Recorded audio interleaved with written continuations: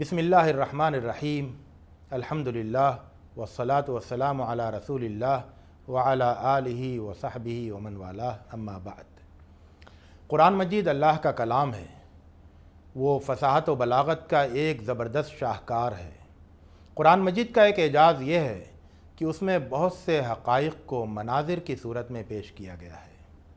نہایت بلیغ الفاظ اور مناسب ترین صوتی آہنگ سے ہر حقیقت ایک تصویر کی طرح نگاہوں کے سامنے نمایاں ہو کر آ جاتی ہے، اور قاری قرآن مجید کو پڑھتے ہوئے گویا دنیائے حکمت کی سیر کر رہا ہوتا ہے اور عبرت و نصیحت کی بہت ساری چیزیں دیکھ رہا ہوتا ہے۔ ہم نے کوشش کی ہے کہ ہر پارے کے کچھ مناظر اور کچھ تصویریں آپ کے سامنے پیش کرنے کی سعادت حاصل کریں۔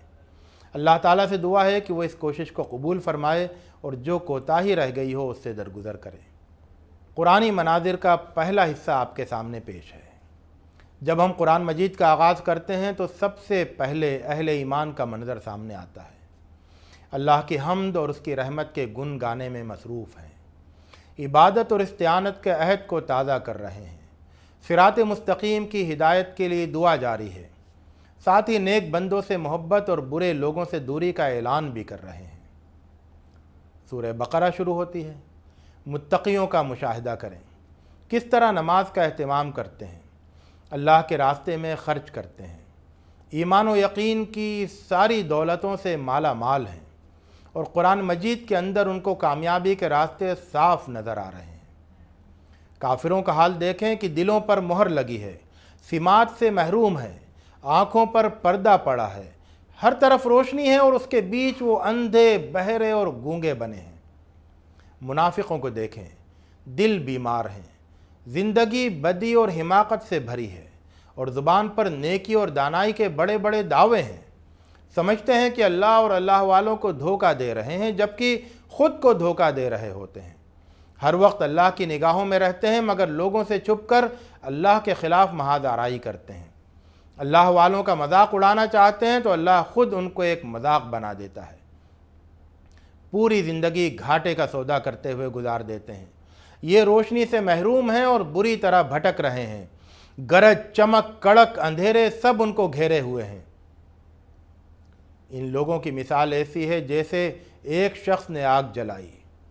جب آگ نے اس کے ارد گرد کو روشن کر دیا تو اللہ نے ان کی روشنی سلب کر لی اور ان کو تاریکیوں میں چھوڑ دیا، جس میں ان کو کچھ سجائی نہیں دیتا۔ یہ بہرے ہیں، گونگے ہیں، اندھے ہیں، اب یہ لوٹنے والے نہیں ہیں۔ ان کی مثال ایسی ہے جیسے آسمان سے بارش ہو رہی ہو، اس میں تاریکیاں ہوں، گرج اور چمک ہو، یہ کڑکے کی وجہ سے موت سے ڈر کر اپنے کانوں میں اپنی انگلیاں ٹھونسے لے رہے ہوں، حالانکہ اللہ کافروں کو اپنے گھیرے میں لیے ہوئے ہے۔ بجلی کی چمک ان کی آنکھوں کو خیرہ کیے دے رہی ہے۔ جب جب ان کے لیے چمک جاتی ہے یہ چل پڑتے ہیں، اور جب جب ان پر اندھیرا چھاتا ہے رک جاتے ہیں، اور جب ان پر اندھیرا چھا جاتا ہو رک جاتے ہیں۔ اللہ چاہتا تو ان کی سماعت اور بینائی سلب کر لیتا، بے شک اللہ ہر چیز پر قادر ہے۔ اللہ کائنات کی سیر کراتا ہے کہ دیکھو تمہارے لیے زمین فرش ہے تو آسمان چھت ہے، آسمان سے تمہارے لیے پانی برسایا جاتا ہے اور زمین سے تمہارے لیے پھل نکالے جا رہے ہیں۔ یہ سب کچھ تمہارے لیے کیا گیا ہے، تو عبادت کرو اس کی جس نے تم کو ایسے عظیم الشان کائناتی انتظامات کے بیچ پیدا کر کے اتنی شان کے ساتھ بسایا ہے۔ انسانی تاریخ کیسے شروع ہوئی ایک پورا منظر سامنے ہے۔ فرشتے کہہ رہے ہیں کہ انسان خلیفہ بنے گا تو فساد اور خونریزی پھیلائے گا، تو آدم نام بنام بتا رہے ہیں کہ زمین کو بگاڑنے والے ہوں گے تو زمین کو سنوارنے والے بھی ہوں گے۔ آدم کے سامنے سجدہ کرنے کا حکم ہوتا ہے، فرشتے سجدہ ریز ہو جاتے ہیں، اور ابلیس تکبر اور انکار کا راستہ اختیار کرتا ہے۔ آدم اور حوا جنت کی آسائشوں میں ہیں، مگر شیطان ان کو بہکا دیتا ہے۔ آدم اور حوا معافی مانگتے ہیں اور ابلیس کی دشمنی کا ایک تجربہ لے کر دنیا میں آ جاتے ہیں، اور دنیا کو حق اور باطل کی رزمگاہ قرار دے دیا جاتا ہے۔ ایک منظر میں بنی اسرائیل کو نصیحتیں کی جا رہی ہیں کہ اللہ کی نعمتوں کا حق ادا کرو، کیے ہوئے عہد کو پورا کرو، آیتوں کا سودا مت کرو، حق کو باطل سے گڈ مٹ مت کرو، حق کو مت چھپاؤ، خود نمائی کے نشے میں خود کو فراموش مت کرو، زندگی کی کامیابی کے راز صبر اور نماز میں تلاش کرو۔ بنی اسرائیل کی عہد شکنی کی تاریخ سامنے آتی ہے۔ بہت سارے مناظر ایک کے بعد ایک سامنے سے گزر رہے ہیں۔ ان کو فرعون سے بچایا گیا جو ان کی نسل کشی کر رہا تھا۔ سمندر کے بیچ سے انہیں راستہ دے کر بچا لیا گیا اور فرعون کو اس میں غرق کر دیا گیا۔ ان پر بدلیوں کا سایہ کیا گیا۔ من اور سلوہ کی صورت میں بہترین طعام کا انتظام ہوا۔ ضرورت پڑی تو 12 چشمے رواں کر دیے گئے۔ رحمت خداوندی کے متعدد مناظر ہیں، لیکن ساتھ ہی ان کی نافرمانی اور ناشکری کے بھی بہت سارے مناظر سامنے آتے ہیں۔ بچھڑے کو معبود بنا کر پوج رہے ہیں۔ سامان عیش سے بھرپور بستی کا راستہ ان کے لیے آسان کیا جاتا ہے، مگر وہاں بھی نافرمانی کرتے ہیں۔ اللہ کے بھیجے ہوئے بہترین طعام کی ناقدری کر رہے ہیں۔ فرعون کے ظلم سے تو بچا لیے گئے، مگر خود اپنے اوپر ظلم کر رہے ہیں۔ اللہ کی آیتوں کو جھٹلا رہے ہیں۔ نبیوں کے قتل کے در پہ ہو رہے ہیں۔ طرح طرح کی ذلت کا سامان خود کر رہے ہیں۔ سب کے معاملے میں حکم عدولی کرتے ہیں تو ذلیل بندر بنا دیے جاتے ہیں۔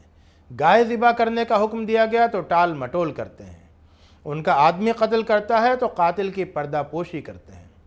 غرض اللہ کی نافرمانی بڑھتی جاتی ہے تو دل پتھر کی طرح سخت ہوتے جاتے ہیں۔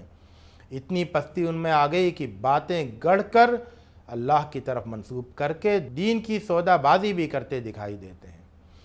جھوٹی خوش فہمی اتنی ہے کہ برملا کہتے ہیں عذاب ہم پر نہیں آئے گا۔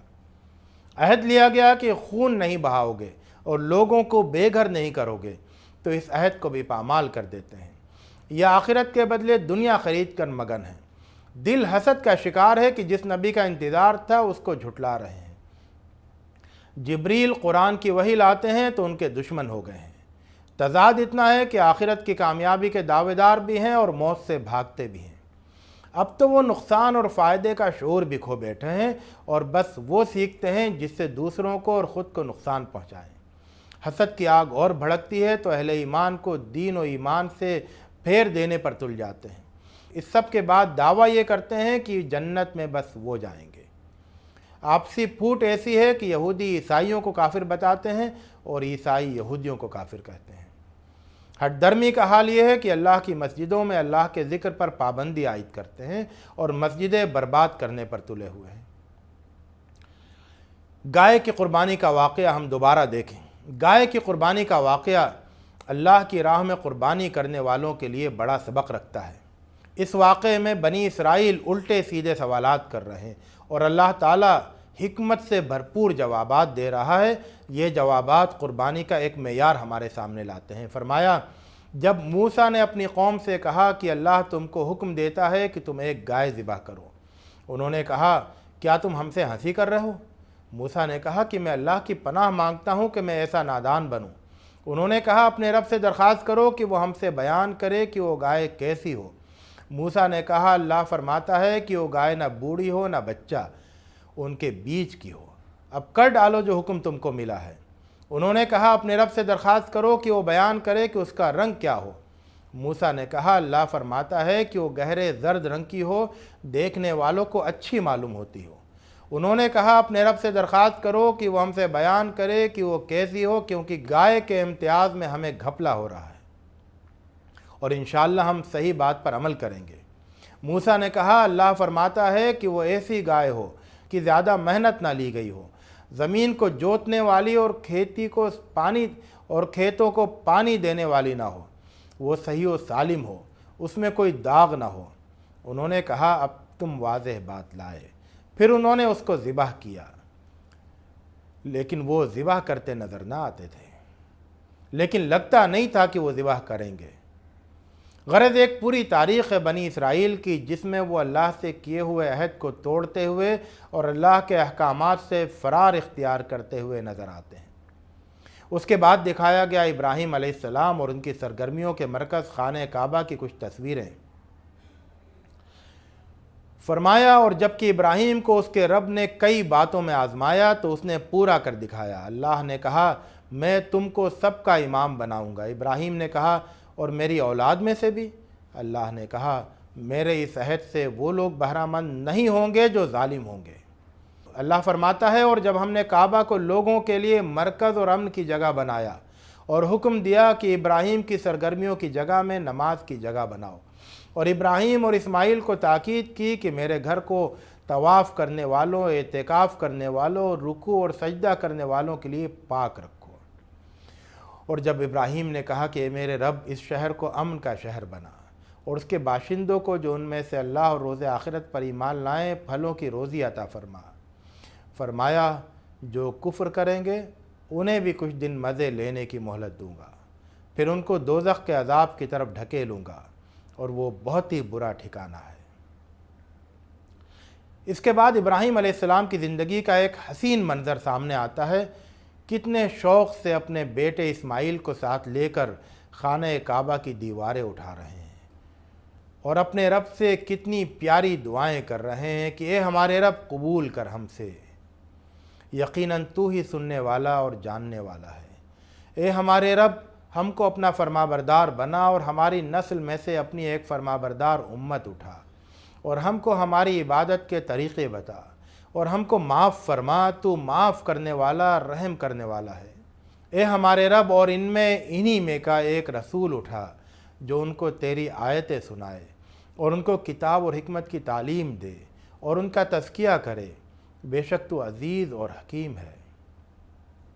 ہر حکم کی فوراً تعمیل کرنے والے ابراہیم، ہمیشہ اسلام کی شان سے جینے والے ابراہیم، ہر امتحان سے کامیاب گزر جانے والے ابراہیم، بے حد دلکش شخصیت کے حامل کی نگاہیں دیکھتی رہ جائیں۔ حضرت یعقوب کی وفات کے وقت کا منظر سامنے آتا ہے۔ اپنے بیٹوں سے پوچھ رہے ہیں، میرے بعد کس کی بندگی کرو گے؟